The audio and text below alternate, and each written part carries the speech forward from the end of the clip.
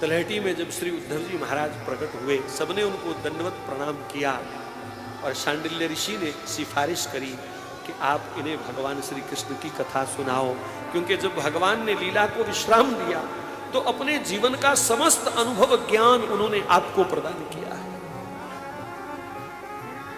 और अंतिम समय का जो उपदेश होता है वो कितना मार्मिक होता है। बोले उस प्रसाद को केवल आपने प्राप्त किया है। तो हम सबकी इच्छा है कि वज्रनाभ के बहाने वो सब चर्चा हमको भी मिले, तो आप कृपा करो। सबका आग्रह हुआ तो उद्धव जी भगवान की कथा सुनाने के लिए बैठे, यानी भागवत सुनाने बैठे। भागवत जी में ही वो सब अंतिम ज्ञान भी है ठाकुर जी का, उद्धव गीता का, तो वही बैठे। अभी कथा शुरू हुई थी कि इतने में हस्तिनापुर से कोई विशेष दूत भागता हुआ आया और उसने परीक्षित के कान में कुछ आकर के कहा। परीक्षित के अंदर खलबली मच गई। पूछा क्या हुआ? बोले मुझे अभी हस्तिनापुर जाने के लिए कहा गया है। कोई राजनीतिक कारण रहा होगा, कोई हमला हो रहा होगा या कुछ ऐसी व्यवस्था होगी। तो सबने कहा अगर ऐसी बात है तो आपको जाना पड़ेगा, जाना चाहिए। कहा कुछ भी हो मैं कथा छोड़ के नहीं जाऊंगा।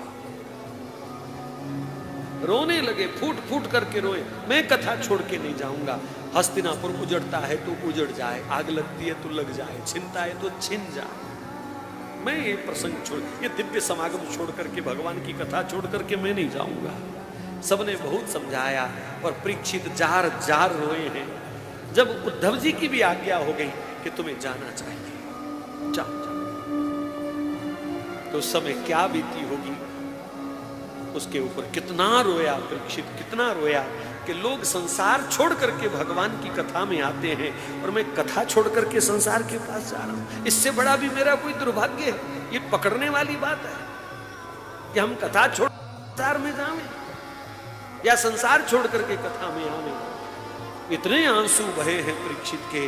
जब वो जाने लगा तो उद्धव जी ने आवाज लगाई, कहा परीक्षित सुनो, तेरे अंदर मैंने जो तड़प देखी है कथा के लिए, तेरे अंदर मैंने जो प्यार देखा है भागवत के लिए, बस ऐसा प्यार अद्भुत है, ऐसी तड़प अद्भुत है। याद रखना ये व्यर्थ नहीं जाएगी परीक्षित, ये व्यर्थ नहीं जाएगी। आज तो तुझे कथा छोड़ करके जाना पड़ रहा है, पर मेरा तेरे इस प्यार को आशीर्वचन है कि एक दिन स्वयं नंद नंदन अवतार लेकर के सुखदेव बन करके जब आएंगे तो वो स्वयं चल करके तुझे कथा सुनाने आएंगे। तुझे जरूरत नहीं पड़ेगी उन्हें ढूंढने की, वो आएंगे तेरे पास। इसका मतलब सुखदेव जी का ये दिव्य